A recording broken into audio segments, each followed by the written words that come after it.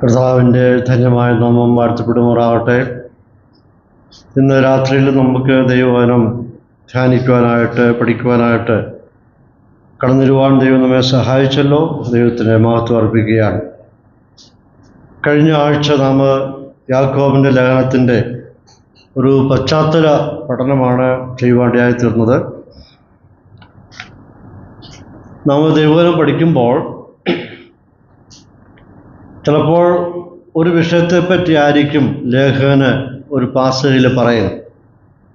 അപ്പോൾ ആ വിഷയം എന്താണ് എന്നറിഞ്ഞിട്ട് വേണം നമുക്ക് ഓരോ സന്ദർഭങ്ങളിലും ക്ലാസ്സുകളായിട്ട് മുമ്പോട്ട് പോകാനായിട്ട്. ക്രമമായിട്ട് പഠിച്ചു വരുമ്പോൾ ആ വിഷയത്തിൻ്റെ ക്രമം അനുസരിച്ച് ആണ് നാം ദൈവവചനം പഠിക്കേണ്ടത്. ഇന്ന് രാത്രി നമ്മുടെ പഠനത്തിനായിട്ട് 1-ാം അധ്യായത്തിൻ്റെ 1 മുതൽ 4 വരെയുള്ള ഭാഗങ്ങളെ പറ്റി ചിന്തിക്കാം എന്നാണ് ഞാൻ ആഗ്രഹിക്കുന്നത്. യാക്കോബിൻ്റെ ലേഖനം 1-ാം അധ്യായം 1 മുതൽ 4 വരെയുള്ള ഭാഗങ്ങൾ. ദൈവത്തിന്റെയും കർത്താവായ യേശുക്രിസ്തുവിന്റെയും ദാസനായ യാക്കോബ് എഴുതുന്നു. ചിതറിപ്പാർക്കുന്ന 12 ഗോത്രങ്ങൾക്കും വന്ദനം. എന്റെ സഹോദരന്മാരെ, നിങ്ങൾ വിവിധ പരീക്ഷകളിൽ അകപ്പെടുമ്പോൾ നിങ്ങളുടെ വിശ്വാസത്തിന്റെ പരിശോധന സ്ഥിരതയുളവാക്കുന്നു എന്നറിഞ്ഞ് അത് അശേഷം സന്തോഷം എന്ന് എണ്ണുവിൻ. എന്നാൽ നിങ്ങൾ ഒന്നിലും കുറവില്ലാതെ തികഞ്ഞവരും സമ്പൂർണ്ണരും ആകേണ്ടതിന് സ്ഥിരതയ്ക്ക് തികഞ്ഞ പ്രവൃത്തി ഉണ്ടാകട്ടെ. കർത്താവിന് മഹത്വം. കഴിഞ്ഞ ആഴ്ച നാം ഒരു ലളിതമായ നിലവാരിക്കുന്ന ഒരു പശ്ചാത്തലം ഈ പുസ്തകത്തെപ്പറ്റി ചിന്തിക്കുകയുണ്ടായി.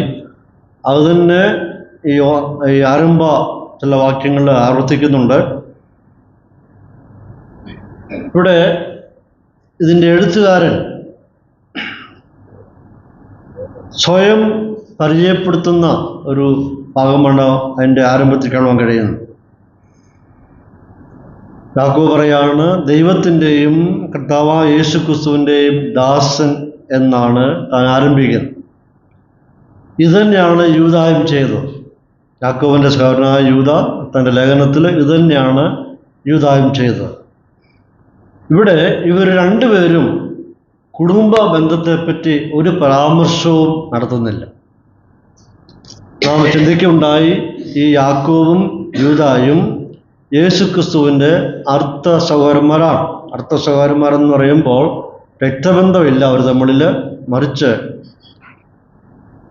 മറിയയിൽ കൂടി യോസേപ്പിന് ജനിച്ച മക്കളാണ് യാക്കോബും യൂദായും.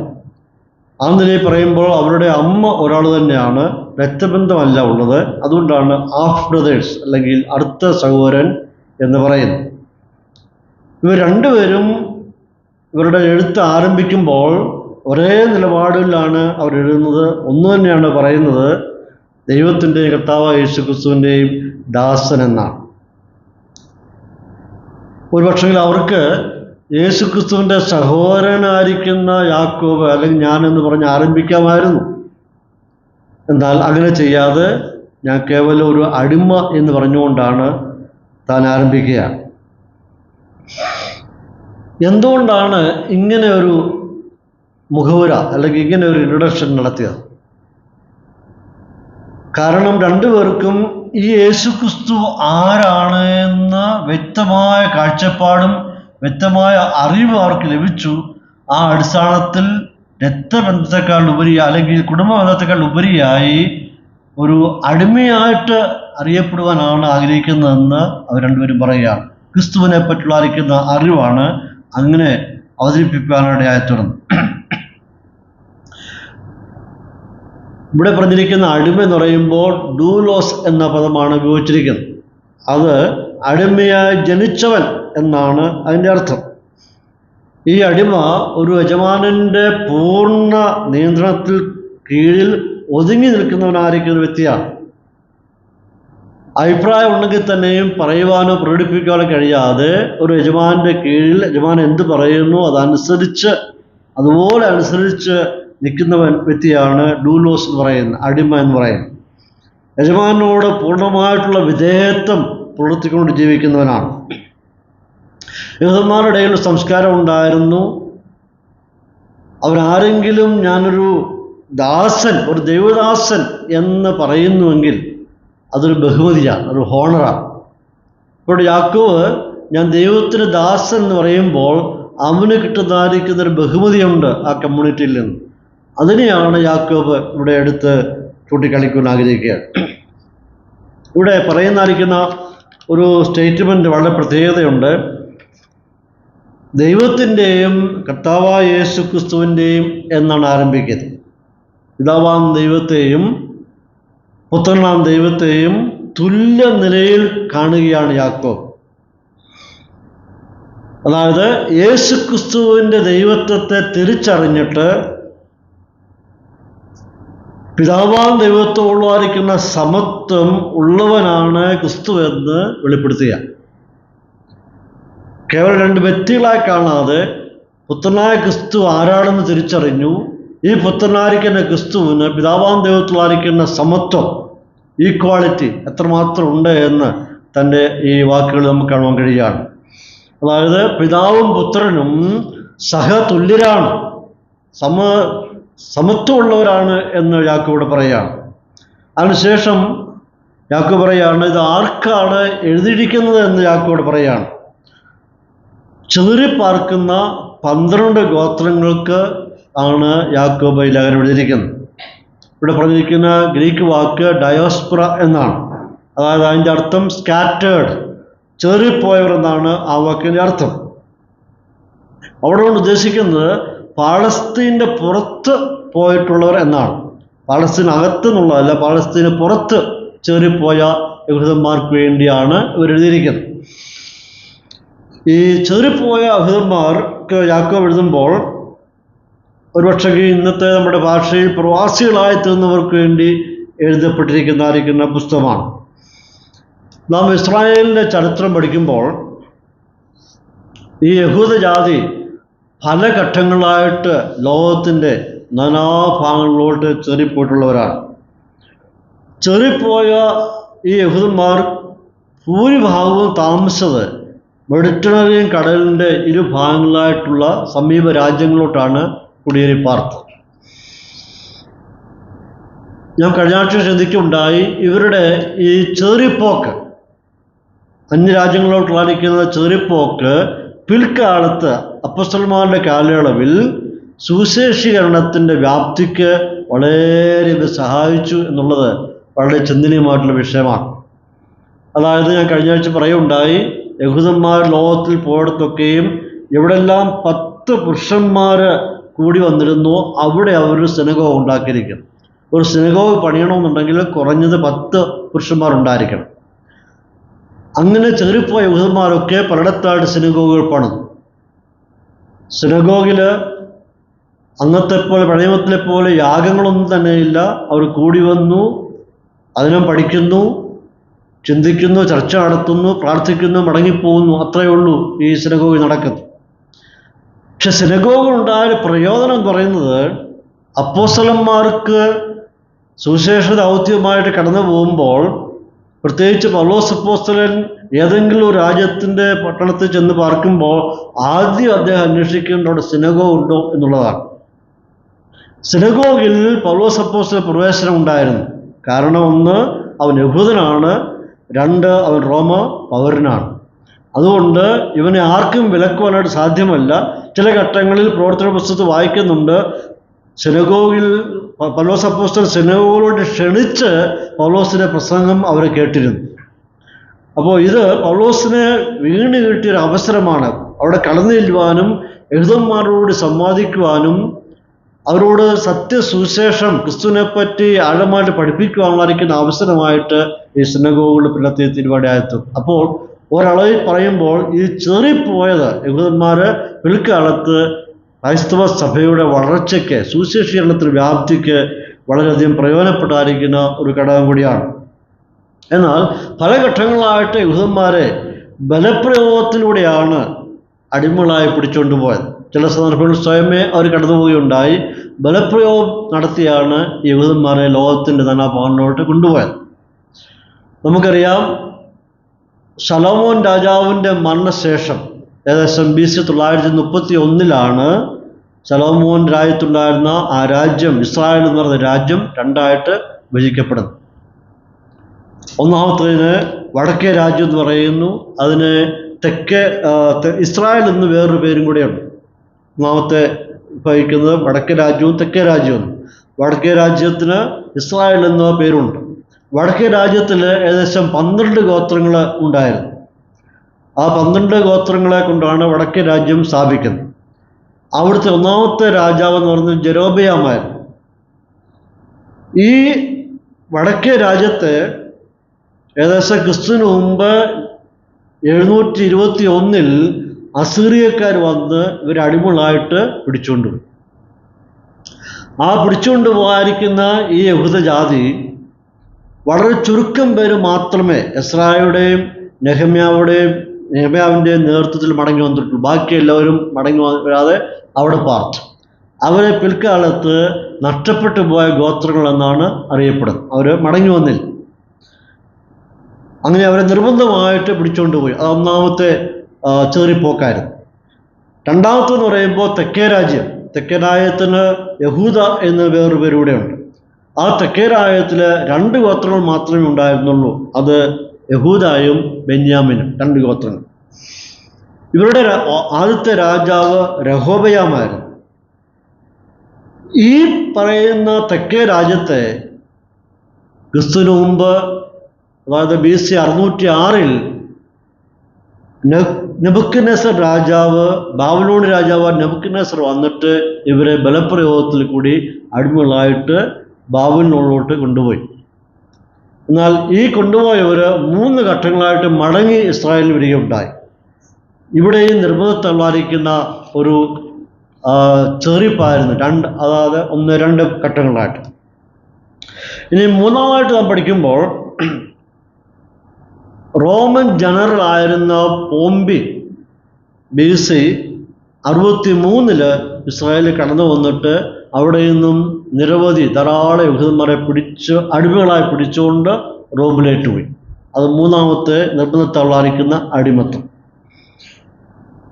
നാലാമായിട്ട് ചിന്തിക്കുമ്പോൾ പല സമയങ്ങളായിട്ട് നിരവധി യഹൂദന്മാർ അവരുടെ സ്വന്തം താല്പര്യം അനുസരിച്ച് കച്ചവട താല്പര്യമായിട്ട് ലോകത്തിന് നാനാഭാഗങ്ങളിലോട്ട് അവർ ചെറുപ്പെട്ടു. ബിസിനസ്സിന് വേണ്ടി ലോകത്തിൽ ഏറ്റവും നമ്പർ 1 ബിസിനസ് മേഖലയിൽ നിൽക്കുന്നത് യഹൂദന്മാരാണ്. ബിസിനസ് താല്പര്യത്തോടുകൂടി അവർ സ്വന്തം ഇഷ്ടപ്രകാരം ലോകത്ത് നാനാഭാഗങ്ങളിലോട്ട് കടന്നുപോയി. അങ്ങനെ ചേറിപ്പാർക്കുന്ന ആൾക്കാർ അപ്പോസ്തലപ്രവൃത്തി 2-ാം അധ്യായത്തിൻ്റെ 5 മുതൽ 11 ഭാഗത്ത് വായിക്കുമ്പോൾ അങ്ങനെ ആ കാലങ്ങളിൽ ചേറിപ്പോയ, ഒരുപക്ഷെ നിർബന്ധത്താൽ ചേറിപ്പോയവരായിരിക്കാം, അല്ലായെങ്കിൽ ബിസിനസ് സംബന്ധമായി ചേറിപ്പോയവരായിരിക്കാം. ഇവരാണ് പെന്തക്കോസ്ത് നാളിൽ മടങ്ങി വന്നിട്ട് പെന്തക്കോസ്ത് പെരുന്നാളിൽ പങ്കെടുക്കുവാൻ വേണ്ടി കടന്നു വന്നവർ.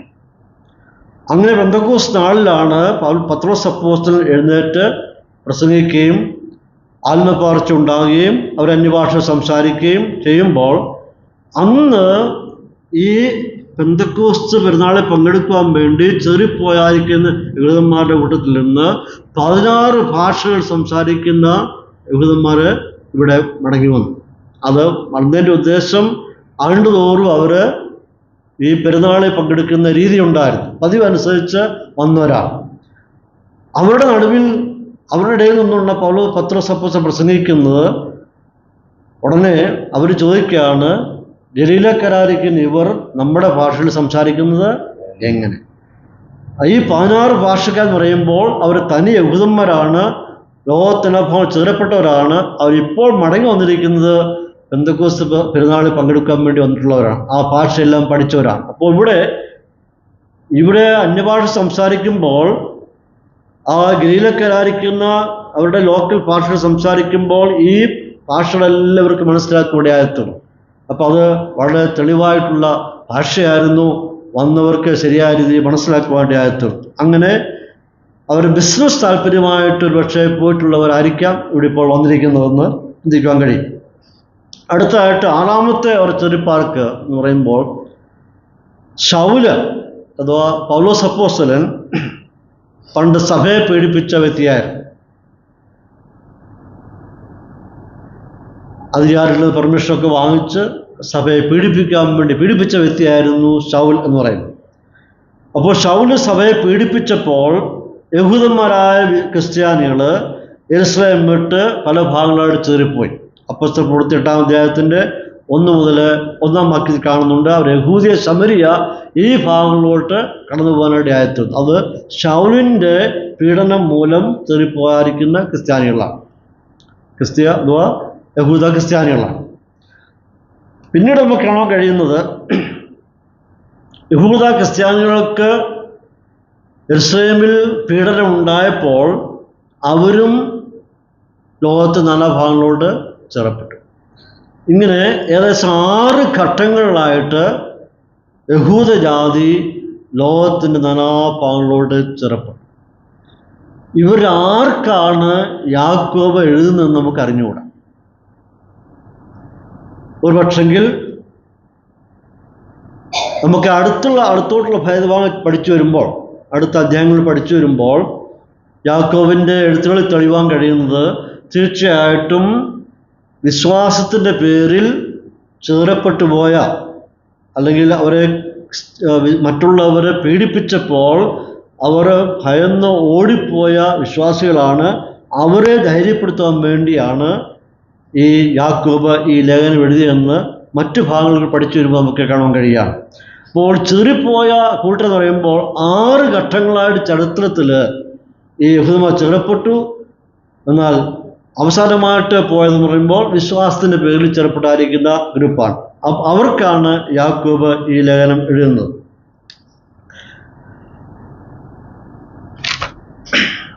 ഇനി 2-ാം വാക്യത്തിലേക്ക് കടന്നു വരുമ്പോൾ ക്രിസ്തുവിനുള്ള വിശ്വാസത്തിൻ്റെ പേരിൽ ചെറിപ്പോയ യഹൂദ വിശ്വാസികൾക്ക് യാക്കോബ് ധൈര്യം പകരുന്നതായിട്ട് നമുക്കിവിടെ ഈ ഭാഗത്ത് കാണാൻ കഴിയുന്നുണ്ട്. 2-ാം വാക്യം വായിക്കാമോ? നിങ്ങൾ വിവിധ പരീക്ഷകളിൽ അകപ്പെടുമ്പോൾ അതൊക്കെയും സന്തോഷിക്കണമെന്ന് സഹോദരന്മാരെ എന്ന് പറഞ്ഞുകൊണ്ടാണ് അവിടെ പറയുന്നത്, സഹോദരന്മാരെ. അപ്പോൾ ഒരുപക്ഷെങ്കിൽ രക്ഷിക്കപ്പെട്ട ദൈവകൃപയിലായിരിക്കുന്ന വിശ്വാസ ജീവിതം നയിക്കുന്ന ഒരു പറ്റം സഹോദരന്മാർ അവർ ചിതറിപ്പോയി. അവരോട് യാക്കോബ് സ്വാന്തനത്തിൻ്റെ ആശ്വാസത്തിൻ്റെ ധൈര്യപ്പെടുത്താതിരിക്കുന്ന വാക്കുകളാണ് അവിടെ പറയുന്നത്. നിങ്ങൾ വിവിധ പരീക്ഷകളിൽ കൂടി കടന്നു പോകുമ്പോൾ നിങ്ങൾ എന്ത് ചെയ്യണം? സന്തോഷിപ്പിൻ എന്നാണ് അവിടെ പറയുന്നത്. ഈ പരീക്ഷകൾക്ക് ഉപയോഗിച്ചിരിക്കുന്ന വാക്കിൻ്റെ യഥാർത്ഥ അർത്ഥം എന്ന് പറയുമ്പോൾ പരിശോധന, വിലയിരുത്തുക, തെളിയിക്കുക എന്നൊക്കെയാണ് ഈ ഇവിടെ ഉപയോഗിച്ചിരിക്കുന്ന മൂലപദത്തിൻ്റെ അർത്ഥം. അവരെ വിലയിരുത്തുന്ന സമയമാണ്, അവരെ പരിശോധന കഴിക്കുന്ന സമയമാണ്, അവരുടെ വിശ്വാസം ശരിയാണ് തെളിയിക്കപ്പെടുന്ന സന്ദർഭമാണ്. അതാണ് വാക്കിൻ്റെ അർത്ഥം. എന്നാൽ ചില അവിടെ ഉപയോഗിച്ചിരുന്ന വേറെ ഭാഷ എന്ന് പറയുന്നത് പരീക്ഷണങ്ങൾ എന്ന പദം കൂടി ഉപയോഗിച്ചിട്ടുണ്ട്. പരീക്ഷണങ്ങൾക്കും ഈ പദം പലയിടത്തായിട്ട് ഉപയോഗിച്ചിട്ടുണ്ട്. പക്ഷെ ഇവിടുത്തെ വിഷയം എന്ന് പറയുമ്പോൾ പരീക്ഷണമല്ല, പരിശോധനയാണ്. 2 വിധത്തിൽ നമുക്ക് ആ പദത്തെ നമുക്ക് വ്യാഖ്യാനിക്കാൻ കഴിയുന്നുണ്ട്. ഒന്ന് ടെംപ്ടേഷൻ, മറ്റൊന്ന് ടെസ്റ്റിംഗ്. ടെംപ്ടേഷൻ എന്ന് പറയുന്നതും ടെസ്റ്റിംഗ് എന്ന് പറയുന്നതും രണ്ടും രണ്ടാണ്. ടെംപ്ടേഷൻ എന്ന് പറഞ്ഞാൽ പ്രലോഭനം അല്ലെങ്കിൽ പരീക്ഷണം എന്നാണ്. ടെസ്റ്റിംഗ് എന്ന് പറയുമ്പോൾ പരിശോധന എന്നാണ്. വേദപുസ്തക ചരിത്രത്തിൽ നിരവധി ആൾക്കാർക്ക് പ്രലോഭനങ്ങൾ ഉണ്ടായിട്ടുണ്ട്, ടെംപ്ടേഷൻ ഉണ്ടായിട്ടുണ്ട്. ഒരു വിശുദ്ധനും ഒരു ഭക്തനും പരിശോധനയിൽ നിന്ന് അല്ലെങ്കിൽ ടെംപ്ടേഷനിൽ നിന്ന് ഒഴിവുള്ളവരല്ല. എല്ലാ പ്രായത്തിലുള്ളവർക്കും എല്ലാ വ്യക്തികൾക്കും ഒരുപോലെ നേരിടുന്ന അനുഭവമാണ് ഈ പരീക്ഷണം എന്ന് പറയുന്നത്, ടെംപ്ടേഷൻ എന്ന് പറയുന്നത്. യോസഫിനുണ്ടായത് ടെംപ്ടേഷൻ ആയിരുന്നു. ദാവീദിനുണ്ടായത് ടെംപ്ടേഷൻ ആയിരുന്നു. ദാനിയേലിനുണ്ടായതും ടെംപ്ടേഷൻ ആയിരുന്നു. യോസഫിനുണ്ടായ ടെംപ്ടേഷൻ എന്ന് പറയുമ്പോൾ ഒരു സ്ത്രീയിൽ നിന്നുണ്ടായിരിക്കുന്ന ഒരു പരീക്ഷണം. അതിനെ മറികടക്കുവാനായിട്ട് യോസഫിന് സാധിച്ചു എന്നുള്ളതാണ് വലിയ ഒരു വിഷയം എന്ന് പറയുന്നത്. അതിനെ മറികടന്നു, ഓവർകം ചെയ്തു.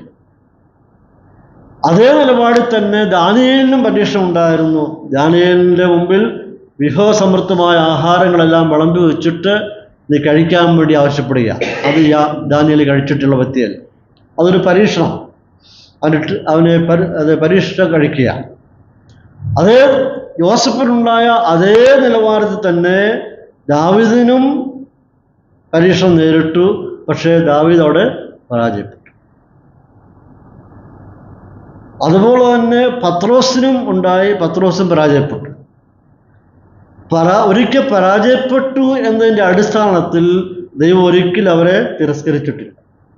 അവരെ വീണ്ടും ദൈവം ശുദ്ധീകരിച്ച് ദൈവം അവരെ പാഠം പഠിപ്പിച്ച് ഒരുക്കി മെരുക്കി വീണ്ടും ദൈവം അവരെ ഉപയോഗിച്ചു എന്നുള്ളതാണ് ഏറ്റവും ശ്രദ്ധേയമായിരിക്കുന്ന വിഷയം. പരാജയപ്പെട്ടു പോയ ദാവീദിനെ ദൈവം ശക്തമായി ഉപയോഗിച്ചു. പിൽക്കാലത്ത് ധാരാളം സങ്കീർത്തനങ്ങൾ എഴുതി ആ സങ്കീർത്തനങ്ങളൊക്കെ എന്താ ധ്യാനിക്കുന്നുണ്ട്. പത്രോസിനെ പരാജയപ്പെട്ടെങ്കിൽ തന്നെയും അവനെ വീണ്ടും ദൈവം ഉപയോഗിച്ചിട്ട് അപ്പോസ്തലപ്രവൃത്തി 1 മുതൽ 12 വരെയുള്ള അധ്യായങ്ങളിൽ അത് ശക്തമായിട്ടാണ് പത്രോസിനെ ദൈവം ഉപയോഗിച്ചത്. അപ്പോൾ പരാജയപ്പെടുക എന്ന് പറയുമ്പോൾ അത് സ്വാഭാവികം സംഭവിക്കുന്ന വിഷയങ്ങളാണ്. പരാജയപ്പെടുത്തിയിട്ട് മാറ്റിക്കളയല്ല, ഉപേക്ഷിക്കുക എന്നുള്ളതല്ല ദൈവത്തിൻ്റെ പദ്ധതി. പരാജയപ്പെട്ടാലും അവനെ പണിത് എടുത്ത് ഉപയോഗപ്രദമായിട്ടുള്ള ഒരു ഉപകരണമായി മാറ്റുകയാണ് ദൈവത്തിൻ്റെ പദ്ധതി എന്ന് പറയുന്നത്. ഇവിടെ യാക്കോബ് പറയുന്നത് ടെംപ്ടേഷൻ അല്ല, മറിച്ച് ടെസ്റ്റിംഗ് ആണ്, പരിശോധനയാണ്. ഇവിടെ ദൈവം വിശ്വാസികളെ അവരുടെ വിശ്വാസത്തെ പരിശോധന കഴിക്കുന്ന സമയമാണ് ഇവിടെ നടക്കുന്നത്. യാക്കോബ് പറയുമ്പോൾ ചെറിപ്പോരിക്കുന്ന വിശ്വാസത്തിൻ്റെ പേരിൽ ചെറിപ്പോരിക്കുന്ന നിങ്ങളെ ദൈവം എന്താ ചെയ്യുന്നത്? നിങ്ങളുടെ വിശ്വാസത്തെ പരിശോധന കഴിക്കുകയാണ്, ടെസ്റ്റിംഗ് ആണ് നടത്തുക എന്നവിടെ പറയുകയാണ്. ഇവിടെ യാക്കോബ് ഉദ്ദേശിക്കുമ്പോൾ ഒരു ദൈവഭക്തന് നാനാവിധത്തിലുള്ള പരിശോധനകളാണ് അഭിമുഖീകരിക്കേണ്ടി വരുന്നത്. ഇവിടെയുള്ള ദൈവമക്കൾക്ക് ഒരുപാട് അനുഭവങ്ങളുണ്ട്. നിരവധി പരിശോധനകൾ കൂടിയാണ് നാം എല്ലാവരും കടന്നുപോയതും കടന്നുപോയിക്കൊണ്ടിരിക്കുന്നതും. നാളെയും ഒരുപക്ഷെ നിരവധി പരിശോധനകൾ കൂടി കടന്നുപോകും, ടെസ്റ്റിങ്ങിൽ കൂടി നാം കടന്നുപോകും. ചില സന്ദർഭങ്ങളിൽ നിരാശപ്പെടുത്തുന്ന ടെസ്റ്റിംഗ് ആയിരിക്കാം നാം വിവരിക്കാൻ പോകുന്നത്. ചിലപ്പോൾ വേദന ഉണ്ടാക്കുന്ന ടെസ്റ്റിംഗ് ആയിരിക്കാം, ചിലപ്പോൾ വേർപാടിൻ്റെ ചില ടെസ്റ്റിംഗ് ആയിരിക്കാം, രോഗം കഷ്ടതയുടെ ടെസ്റ്റിംഗ് ആയിരിക്കാം, കയ്യിൽ വന്നൊക്കെ ഒരു സുപ്രഭാതം നഷ്ടപ്പെട്ടു പോകുന്നതായിരിക്കുന്ന ഒരു ടെസ്റ്റിംഗ് ആയിരിക്കാം, അല്ലെങ്കിൽ മറ്റുള്ള ഭാഗത്തുനിന്ന് ഉപദ്രവങ്ങളും ആക്രമണവും ഉണ്ടാകുന്ന ടെസ്റ്റിംഗ്. ഇങ്ങനെ വിവിധങ്ങളായിരിക്കുന്ന ടെസ്റ്റിങ്ങുകൾ കൂടിയാണ് നാം ഓർത്ത് കടന്നു പോകേണ്ടത്. പല ഭാവങ്ങളിലും പല കളറിലുമായിരിക്കും ടെസ്റ്റിങ് ഉണ്ടാകാൻ പോകുന്നത്. അപ്പം ഇതിനെല്ലാം പാസ്സാക്കി എടുക്കുക, പാസ്സാകണം എന്നാണ് ദൈവത്തിൻ്റെ പദ്ധതി. ഈ ടെസ്റ്റിങ്ങിൽ ഒരിടത്തും നമ്മെ പരാജയപ്പെടുത്തുക എന്നുള്ളതല്ല ദൈവത്തിൻ്റെ പദ്ധതി, മറിച്ച് ഈ ടെസ്റ്റ് നടത്തി നമ്മെ പാസ്സാക്കുക എന്നുള്ളതാണ്. നമുക്കറിയാം, ഒരു ലൈസൻസ് സമ്പാദിക്കുക എന്ന് പറയുന്നത് ഇപ്പോൾ വളരെ ബുദ്ധിമുട്ടുള്ളതായിരിക്കുന്ന വിഷയമാണ്. ആദ്യം റിട്ടൺ എക്സാമിനേഷൻ ഉണ്ട്, പിന്നെ എടുക്കണം, പിന്നെ എടുക്കണം, പിന്നെ കയറ്റത്ത് വെച്ച് നിർത്തി ഹാഫ് ക്ലച്ചിൽ ഓടിക്കണം. ഇപ്പോൾ ടെസ്റ്റ് ഭയങ്കര കഠിനമായി വന്നിരിക്കുക. എന്താണ് ഇതിൻ്റെ ഉദ്ദേശം? എല്ലാവരെയും പരാജയപ്പെടുത്തുക എന്നുള്ളതല്ല അതിൻ്റെ ഉദ്ദേശം, മറിച്ച് ഈ ഓരോ കടമ്പോഴും കടന്ന് പാസ്സായി കൊള്ളാം, വണ്ടി ഓടിക്കാനായിട്ട് പറ്റും എന്ന് സർട്ടിഫൈ ചെയ്യുകയാണ്. പക്ഷെ നമുക്കത് ബുദ്ധിമുട്ടാണ്, ഒരുപാട് പ്രയാസമുണ്ട്, പാസ്സാകത്തില്ല, ഒരുപാട് വൈഷമ്യങ്ങളുണ്ട്, തടസ്സങ്ങൾ ഒത്തിരി ഉണ്ട്. പക്ഷെ ഇതിനെല്ലാം അഭിമുഖീകരിച്ചേ മതിയാകുകയുള്ളൂ. അത് കഴിയുമ്പോഴാണ് നമുക്ക് സർട്ടിഫിക്കറ്റ് ചെയ്യുന്നത്, ഇതിനെ കൊള്ളാം എന്ന് നമ്മെ തെളിയിക്കുക. അതുപോലെ തന്നെയാണ് ഇവിടെ യാക്കോബ് പറയുന്നത്, വിവിധങ്ങളായിരിക്കുന്ന തലത്തിൽ വിവിധങ്ങളായിരിക്കുന്ന രീതികളിൽ കൂടി ടെസ്റ്റിങ് നിങ്ങളെ വിധേയമാക്കിയിട്ട് കൊള്ളാം എന്ന് പറഞ്ഞ് നമ്മെ മുമ്പോട്ട് നടത്തുക എന്നുള്ളതാണ് ദൈവത്തിൻ്റെ പദ്ധതി. അപ്പോൾ ഒരു ടെസ്റ്റിങ് നമ്മെ വീക്ക് ആക്കുവാൻ വേണ്ടിയുള്ളതല്ല, മറിച്ച് നമ്മെ സ്ട്രോങ് ആക്കുവാൻ വേണ്ടിയുള്ളതാണ് എന്ന് ഇവിടെ കാണുവാൻ കഴിയുകയാണ്. അപ്പോൾ നമുക്കറിയാം, നമ്മുടെ വിശ്വാസ വീരന്മാർക്ക് എല്ലാവർക്കും പരിശോധനകളും പ്രലോഭനം ഉണ്ടായിട്ടുണ്ട്. ചിലർ ജയിച്ചു, ചിലർ പരാജയപ്പെട്ടു. ഈ 3-ാം വാക്യത്തിലേക്ക് മടങ്ങി വരുമ്പോൾ എന്താണ് അവിടെ വായിക്കാൻ കഴിയുന്നത്? നിങ്ങളുടെ വിശ്വാസത്തിന്റെ പരിശോധന സ്ഥിരത ഉളവാക്കുന്നു എന്ന് അറിഞ്ഞ് അത് സ്ഥിരത ഉളവാക്കുന്നു എന്നറിഞ്ഞ് അശേഷം സന്തോഷമെന്ന് എണ്ണും. അവിടെയാണ് നമുക്ക് വിഷമം ഉണ്ടാകുന്നത്. അവിടെയാണ് മനസ്സിലാക്കാൻ വിഷമം. ഈ പരിശോധനകളെല്ലാം കടന്നു വരുമ്പോൾ, ഇതിൽ കൂടി നാം കടന്നു പോകുമ്പോൾ യാക്കോബ് പറയാണ്, നിങ്ങൾ സന്തോഷിപ്പിൻ. എങ്ങനെയാണ് ഒരാൾക്ക് സന്തോഷിക്കാൻ പറ്റുന്നത്? എന്നും രോഗവും എന്നും കഷ്ടതകളും എന്നും പ്രയാസവും എന്നും ബുദ്ധിമുട്ടും ഒക്കെ ആണെങ്കിൽ ഒരു വ്യക്തിക്ക് എങ്ങനെ സന്തോഷിക്കാനായിട്ട് പറ്റും? അതാണ് ടെസ്റ്റിങ്. അതവിടെയാണ് നമുക്ക് വിഷമുണ്ടാക്കുന്ന വിഷയം. ഇങ്ങനെയുള്ള വിധങ്ങളായിരിക്കുന്ന അനുഭവത്തിൽ കടന്നു പോകുമ്പോൾ ഒരു ദൈവദാസൻ എന്നുള്ള നിലയിൽ, അല്ലെങ്കിൽ കർത്താവിൻ്റെ ദാസന്മാർക്ക് ചെന്ന് എങ്ങനെ പറയാനായിട്ട് പറ്റും സന്തോഷിപ്പിക്കുക എന്ന് പറയാൻ പറ്റും? അത് വളരെ ബുദ്ധിമുട്ടുണ്ടാകുന്ന വിഷയമാണ്. രണ്ടുപേർക്ക് മാത്രമേ ഇങ്ങനെയുള്ള ഘട്ടങ്ങളിൽ സന്തോഷിക്കുന്നു എന്ന് പറയാനായിട്ട് അവരൊക്കെ കഴിഞ്ഞുള്ളൂ. ഹബക്കൂക്കിന് ജീവിതത്തിലെല്ലാം നഷ്ടപ്പെട്ടു, എല്ലാം നഷ്ടമായി എന്നാണ് അദ്ദേഹത്തിൻ്റെ പുസ്തകത്തിൽ പറയുന്നുണ്ട്. അവസാനം എഴുതുകയാണ്, എല്ലാം നഷ്ടമായി, സകലവും നഷ്ടമായി. ആടുമാടുകളും കന്നുകാലികളും ഒലിവ് വൃക്ഷത്തിൻ്റെ ഫലവും എല്ലാം നഷ്ടമായി. എന്നിട്ട് അദ്ദേഹം പറയണം, എങ്കിലും ഞാൻ യഹോവയിൽ ആനന്ദിക്കും. Yet I will rejoice in the Lord. ഇതെല്ലാം നഷ്ടമായിട്ടും നമുക്ക് പറയാണ്, ഞാൻ ദൈവത്തിൽ സന്തോഷിക്കുന്നു. അവൻ എൻ്റെ കാലുകളെ എങ്ങനെയാക്കി തീർക്കുന്നു? പേടമാൻ കാലുപോലെ ആക്കുന്നു. എന്നെ ഉന്നതികളിലോട്ട് അവന് എത്തിക്കും. അപ്പോൾ എന്താണ് എന്ന് വാസ്തവമായി തിരിച്ചറിഞ്ഞ് അതിൻ്റെ പൊരുൾ മനസ്സിലാക്കി, അർത്ഥം മനസ്സിലാക്കി, എന്തിനു വേണ്ടിയാണ് മനസ്സിലാക്കിയ ശേഷം അബക്ക് പറയാണ്, ഞാൻ എൻ്റെ രക്ഷയുടെ ദൈവത്തിൽ ആനന്ദിക്കും. ഇതേ നിലയിൽ തന്നെ പൗലോസ് അപ്പോസ്തലന് ഒരുപാട് കഷ്ടങ്ങൾ കടന്നുപോയ വ്യക്തിയാണ്. ഒന്നിനു പുറകെ ഒന്നായി കടന്നുപോയി. ഫിലിപ്പിയ ലേഖനത്തിൽ പൗലോസ് പറയുകയാണ്, എന്താണ്? സന്തോഷിപ്പീൻ എന്ന് ഞാൻ പിന്നെയും പറയുന്നു. സന്തോഷിപ്പീൻ. ആ കഷ്ടങ്ങളിലും പൗലോസ് പ്രശംസിക്കുക. പൗലോസിൻ്റെ ജീവിതാവസാനം വളരെ ദുഃഖകരമായ അനുഭവമാണ്. ഇപ്പോൾ തന്നെ ഞാനൊരു പാനീയാഗമായിട്ട് ഒഴിക്കപ്പെടുന്നു പറയുക എന്ന് പറഞ്ഞാൽ, പൗലോസിൻ്റെ ജീവിതാവസാനം എന്ന് പറയുമ്പോൾ ഇതുപോലെ ഒരു മേശപ്പുറത്ത് കിടത്തിയിട്ട് തല വെളിയിലാക്കിക്കൊണ്ട് എരിച്ച ഇങ്ങനെ കറക്കി വിട്ട് ഇങ്ങനെ തല അറുത്ത് മാറ്റുകയായിരുന്നു. അതിൻ്റെ അടിയിലായിട്ടൊരു ബക്കറ്റ് വെച്ചിട്ടുണ്ട്. ഈ ബക്കറ്റിനകത്ത് ഈ രക്തം കളക്ട് ചെയ്യുക. ഇതാണ് ഈർച്ചവാളെന്ന് പറയുന്നത്, അറുത്ത് കൊല്ലുക. ഇത് സ്വപ്നം കണ്ടുകൊണ്ടാണ് പൗലോസ് ജീവിക്കുന്നത്. ഇപ്പോൾ തന്നെ ഞാനൊരു പാനീയയാഗമായി അർപ്പിക്കുന്നു. എന്നിട്ടും പൗലോസ് പറയാണ്, rejoice in the Lord always and again I say rejoice. അത് പൗലോസിനെ കൊണ്ട് മാത്രമേ പറ്റുകയുള്ളൂ. അതുപോലെ തന്നെയാണ് യാക്കോബോട് വിശ്വാസം ഉറപ്പിക്കുകയാണ്, നിങ്ങൾ വിധങ്ങളായിരിക്കുന്ന കഷ്ടങ്ങളിൽ കടന്നു പോകുമ്പോൾ നിങ്ങൾ എന്ത് ചെയ്യണം? സന്തോഷിക്കുക. അതിൽ പിറുപിറുപ്പുണ്ടാകാതെ, പരിഭവിക്കാതെ, നല്ലതിനു വേണ്ടിയാണ് എന്നറിഞ്ഞുകൊണ്ട്, അതിനെ സ്വപ്നം കണ്ടുകൊണ്ട്, നാളെ എനിക്ക് ഉണ്ടാകാൻ പോകുന്ന അനുഭവങ്ങൾ, നാളെ എൻ്റെ പദവികൾ, എന്നെ ദൈവം ഉപയോഗിക്കുന്ന വിധങ്ങൾ, നാളത്തെ എൻ്റെ ശുശ്രൂഷ മണ്ഡലങ്ങൾ, ഇവയെ കണ്ടുകൊണ്ട്, സ്വപ്നം കണ്ടുകൊണ്ട് ഇപ്പോൾ നിങ്ങൾ സന്തോഷിപ്പീൻ എന്നാണ് പറയുക. അതായത് ഇവിടെ കൊണ്ട് ഉദ്ദേശിക്കുന്നത്, ഒരു മെറ്റൽ, ഒരു ഭൗതിക വസ്തു, ഒരു മെറ്റൽ, അത് തീ കൂടി കടത്തിക്കൊണ്ട് പോയിട്ട് അതിൽ പറ്റിയിരിക്കുന്ന സകല മാലിന്യങ്ങളും എടുത്ത് കളഞ്ഞിട്ട് അതിനെ ശുദ്ധീകരിക്കുന്ന വ്യക്തിയുടെ മുഖം അതിനകത്ത് തെളിയുമ്പോഴാണ് അത് ശുദ്ധമായി എന്ന് മനസ്സിലാക്കുന്നത്. എൻ്റെ മുഖം അതിനകത്ത് തെളിയുന്നു എന്ന് കാണുമ്പോൾ തീ കെടുത്തു. അതുവരെ തീ കത്തിക്കൊണ്ടിരിക്കുക, അതിനകത്തൂടെ കടത്തിക്കൊണ്ടേ പോവുക. തീയുടെ ജ്വാല ഇങ്ങനെ കത്തിക്കൊണ്ടേയിരിക്കുക. അതിനകത്തൂടെ പോയി മുഖം അതിനകത്ത് തെളിഞ്ഞു വരുന്നു, അതിനകത്ത് റിഫ്ലക്ഷൻ ഉണ്ടാകുമെന്ന് അറിയുമ്പോൾ പിന്നെന്ത് ചെയ്യുന്നു? പിന്നെ തീയുടെ ആവശ്യം ഇല്ല. അത് കെടുത്തിയിട്ട് അത് ഉപയോഗപ്രദമായിരിക്കുന്ന വസ്തുവാക്കി മാറ്റുന്നു. അഥവാ അതിൻ്റെ മാറ്റ് എത്രമാത്രം ഉണ്ട് എന്ന് തിരിച്ചറിയുന്നതായിരിക്കുന്ന സന്ദർഭമാണ് ഇതെന്ന്. അപ്പോൾ ഇത്തരം സന്ദർഭങ്ങളിൽ ഇങ്ങനെയുള്ള അനുഭവത്തിൽ കടന്നു പോകുമ്പോൾ നമ്മുടെ പ്രതികരണങ്ങളാണ് നമ്മുടെ റിയാക്ഷൻ. റെസ്പോൺസ് ആണ് അവിടുത്തെ പ്രധാനപ്പെട്ട വിഷയം എന്ന് പറയുന്നത്. ഇതിനെ സന്തോഷത്തോടെ നേരിടുവീൻ എന്നാണ് ഇപ്പോൾ ഇവിടെ യാക്കോബ് പറയാൻ. അപ്പം ഇങ്ങനെയുള്ള അനുഭവങ്ങൾ കടന്നു പോകുമ്പോഴാണ് എങ്ങനെയാണ് ആ വ്യക്തിക്ക് സന്തോഷിക്കുവാനായിട്ട് കഴിയുക. ഇരിക്കുന്ന പല പ്രിയപ്പെട്ടവരും ശാരീരികമായിട്ട് വളരെ ക്ലേശങ്ങൾക്ക് കടന്നു പോകുന്നവരാണ്, എനിക്കറിയാം.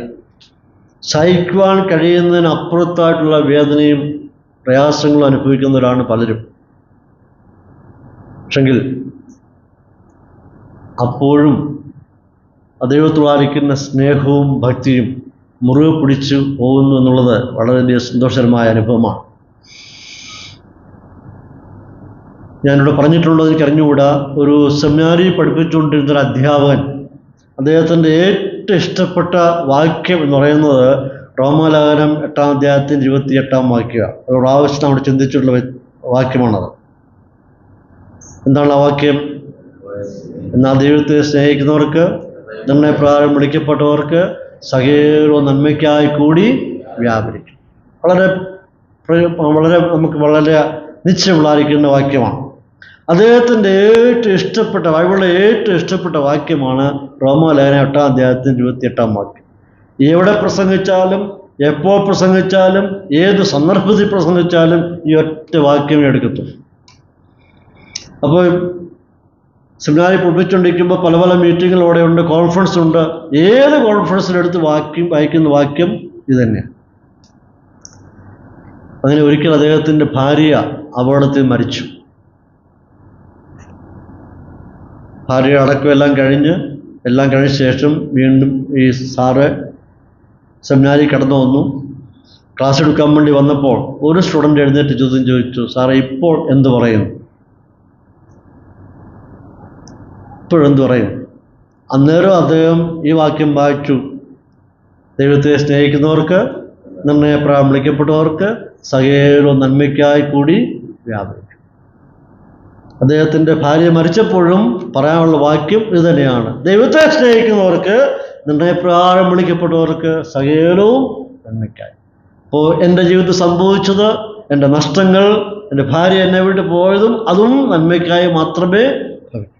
അപ്പോൾ പ്രിയപ്പെട്ടവരെ, ദോഷത്തിനായിട്ട് ഒരിക്കലും ദൈവം ചെയ്യുകയില്ല.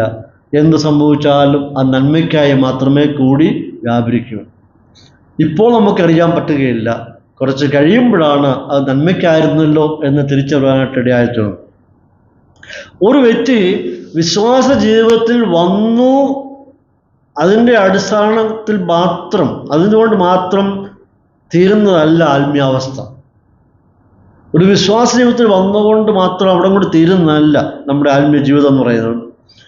ആ വിശ്വാസിയെ ഒരു പരിശോധന കഴിക്കേണ്ടത് ആവശ്യമാണ്. ഒരു ടെസ്റ്റിങ്ങിൽ കൂടി കടന്നു പോകേണ്ടത് ആവശ്യമാണ്. ഇതിനു വേണ്ടിയാണ് ചില സന്ദർഭങ്ങളിൽ തിരമാലകൾ ഇങ്ങനെ അടിച്ചു വരുമ്പോൾ നമ്മുടെ കാൽപാദങ്ങൾ ഉറച്ചു നിൽക്കുവാനായിട്ട് ഒരു ട്രെയിനിങ് കിട്ടേണ്ടത് വളരെ ആവശ്യമാണ്. ഞാൻ ഉദാഹരണം പറയുകയാണെങ്കിൽ, ഒരു കാളയെ വില കൊടുത്ത് വാങ്ങിച്ച് കൊണ്ടുവന്നു, അതിനെ എന്തിനു വേണ്ടിയാണ് ഉപയോഗിച്ചത് എന്നതിൻ്റെ അടിസ്ഥാനത്തിൽ നല്ല ട്രെയിനിങ് കൊടുത്തെങ്കിൽ മാത്രമേ അതിനെക്കൊണ്ട് നമുക്ക് പ്രയോജനം ഉണ്ടാവുകയുള്ളൂ. കേവലം പണം കൊടുത്ത് വാങ്ങിച്ചുകൊണ്ട് വന്നുകൊണ്ട് മാത്രം അതിനെ ഉപയോഗിക്കാൻ പറ്റുകയില്ല. പക്ഷെ അത് വാങ്ങിച്ച ശേഷം ഏത് പർപ്പസിന് അതിനെ ഉപയോഗിക്കുന്നു, ഏത് കാര്യത്തിനാണ് ഉപയോഗിക്കുന്നു എന്നതിൻ്റെ അടിസ്ഥാനത്തിലാണ് അതിന് ടെസ്റ്റിംഗ് കൊടുക്കേണ്ടത്. കണ്ടം പൂട്ടുവാൻ വേണ്ടിയാണ് അതിനെ വാങ്ങിച്ചെന്നുണ്ടെങ്കിൽ ആ നിലവാരത്തിലുള്ള ടെസ്റ്റിംഗ് ഞാൻ കൊടുക്കേണ്ടത് ആവശ്യമാണ്. ചുമട് വലിച്ചുകൊണ്ട് പോവുകയാണെന്നുണ്ടെങ്കിൽ ആ നിലയിലുള്ള ട്രെയിനിങ് അതിന് ആവശ്യമാണ്. ചക്ക് കറക്കുവാൻ വേണ്ടിയാണ് അതിനെ ഉപയോഗിക്കുന്നതെങ്കിൽ ആ നിലയിലുള്ള ട്രെയിനിങ് ആവശ്യമാണ്. അപ്പോൾ ഏത് നിലയിലാണ് ആ മൃഗത്തെ ഉപയോഗിക്കാൻ പോകുന്നത്, അതിനനുസരിച്ചുള്ള ട്രെയിനിങ്, ടെസ്റ്റിംഗ് ആണ് അവൻ ലഭിക്കേണ്ടത്. നമ്മൾ ഓരോരുത്തരെയും കർത്താവ് വിളിച്ച് വേദനിച്ച് കൃപയിലേക്ക് കൊണ്ടുവന്നത് പല നിലകളിൽ ഉപയോഗിക്കാൻ വേണ്ടിയാണ്. ഓരോരുത്തരെക്കുറിച്ച് ഓരോ ലക്ഷ്യവും ഓരോ ഉദ്ദേശമാണ് ദൈവത്തിനുള്ളത്. അപ്പം ഏത് നിലവാരത്തിലാണ് ദൈവം നമ്മെ ഉപയോഗിക്കുന്നത്, ആ നിലവാരത്തിനനുസരിച്ചാണ് നമുക്ക് വരുന്ന ടെസ്റ്റിംഗ്. ഓരോരുത്തരെയും ഓരോ നിലവാരത്തിലാണ് ഉപയോഗിക്കാൻ പോകുന്നത്. എല്ലാവരും ഒരേ നിലയിലല്ല ദൈവം ഉപയോഗിക്കുന്നു. ഒരു സഭയിൽ വ്യത്യസ്തമായിരിക്കുന്ന ശുശ്രൂഷകൾ, വ്യത്യസ്തമായിരിക്കുന്ന ആത്മാവിൻ്റെ പ്രവർത്തനങ്ങൾ സഭയിലുണ്ട്. ഓരോ വ്യക്തികളെക്കുറിച്ച് ദൈവം ആഗ്രഹിക്കുന്ന ഓരോന്നാണ്. അപ്പോൾ ഏത് നിലവാരത്തിലാണ് ദൈവം നമ്മെ ഉപയോഗിക്കാൻ പോകുന്നത്, നമ്മുടെ ആ നിലവാരം അനുസരിച്ച് നമ്മെ ടെസ്റ്റിനെ വിധേയമാക്കുകയാണ് ദൈവം ഇവിടെ ചെയ്യുന്നത്. ഇങ്ങനെയുള്ള അവസരങ്ങളിൽ കൂടി കടന്നു പോകുമ്പോൾ അവിടെ നിന്ന് ഓടി രക്ഷപ്പെടുവാൻ നമുക്കൊരിക്കലും നിർവാഹമില്ല. ഓടി രക്ഷപ്പെടാൻ പറ്റുകയില്ല. കാരണം ദൈവം നമ്മെ പിടിച്ച് അവരുടെ അടിമയാക്കി വെച്ചിരിക്കുക. അപ്പോൾ ദൈവത്തിൻ്റെ അടിമയായി തീർന്നെങ്കിൽ ഒരിക്കലും ഇനി ഓടി ഒളിക്കാനായിട്ട് പറ്റുകയില്ല. ആ ടെസ്റ്റിൽ കൂടി പോയേ മതിയാകുകയുള്ളൂ. അപ്പോൾ ഇവിടെ നാം ചെയ്യേണ്ടത് ക്ഷമയോടെയും സഹിഷ്ണുതയോടെയും ഒരു നല്ല നാളേക്ക് വേണ്ടി യജമാനൻ്റെ ഉപയോഗത്തിനായി ഒരുക്കിയെടുക്കുകയാണ് എന്നുള്ളതായിരിക്കുന്ന ചിന്തയിൽ നാം എന്ത് ചെയ്യണം? ഒന്ന് ഏൽപ്പിച്ചു കൊടുക്കും. ഇവിടെ ഒരുപാട് കാര്യങ്ങൾ ദൈവം നമ്മെ പഠിപ്പിക്കാനുള്ള ആ പദ്ധതിയുണ്ട്. ക്ഷമാശീലം പഠിപ്പിക്കേണ്ട ആവശ്യമാണ്, സൗമ്യത പഠിപ്പിക്കേണ്ടത് ആവശ്യമാണ്, താഴ്മ പഠിപ്പിക്കേണ്ടത് ആവശ്യമാണ്, വിനയം പഠിപ്പിക്കേണ്ടത് ആവശ്യമാണ്, സഹിഷ്ണുത പഠിപ്പിക്കേണ്ടത് ആവശ്യമാണ്, ധൈര്യം പഠിപ്പിക്കേണ്ട ആവശ്യമാണ്. ഇതെല്ലാം പഠിപ്പിച്ചെടുത്തെങ്കിൽ മാത്രമേ നമ്മെ ഒരു നല്ല ഉപയോഗ വസ്തുവായി തീർക്കാൻ പറ്റുകയുള്ളൂ. ഞാൻ ആദ്യമായി ബാബു കോളേജിൽ പഠിക്കാൻ പോയത് ഡെറാഡൂണിലാണ്. 1985 അവിടെ പഠിക്കാൻ വേണ്ടി കടന്നുപോയത്. ആ ഡെറാഡൂണിലാണ് IMA ഉള്ളത്, ഇന്ത്യൻ മിലിറ്ററി അക്കാഡമി ഉള്ളത്. അന്ന് ഞങ്ങൾ പഠിച്ചുകൊണ്ടിരിക്കുമ്പോൾ ധാരാളം ആൾക്കാർ, യൗവനക്കാർ IMA പഠിക്കുന്നവരുണ്ട്. നല്ലൊരു ശതമാനം വിശ്വാസികളുണ്ട്. അവർ ചിലപ്പോഴൊക്കെ ഞങ്ങളുടെ ബാബു കോളേജിൽ കടന്നു വരാറുണ്ട്. അവർ ഞങ്ങളെ അവരുടെ മിലിറ്ററി ക്യാമ്പിലോട്ട് വിളിക്കാറുണ്ട്. അപ്പോൾ വലിയ ഞങ്ങളുടെ സുഹൃത്തുക്കളായിട്ട് ഞങ്ങളവിടെ കഴിഞ്ഞിട്ടുണ്ട്. ഒരിക്കൽ IMA നാളത്തെ ക്യാപ്റ്റനാകാൻ വേണ്ടി പോകുന്നവനാണ് അവൻ ഞങ്ങളോടൊരു അനുഭവം പറയുകയാണ്. അതായത് ചില സന്ദർഭങ്ങൾ അവിടെ ഹയർ ഓഫീസർ വന്നിട്ട് പറയും, നാളെ നീ ഇവിടെ ചെന്നിട്ട് ഇത്ര മീറ്റർ വിസ്തീർണത്തിൽ ഒരു കുഴിയെടുക്കണം, ഇത്ര താഴ്ചയിൽ കുഴിയെടുക്കണം, ആ കുഴിയെടുത്ത ശേഷം അത് ഭംഗിയായിരിക്കണം, അവിടെ നിന്ന് എടുക്കുന്ന മണ്ണ് മുഴുവൻ ഇവിടെ നിന്നെടുത്ത് അങ്ങ് ദൂരെ ആ കാണുന്ന സ്ഥലത്ത് കൊണ്ട് ഇടണമെന്ന് പറയും.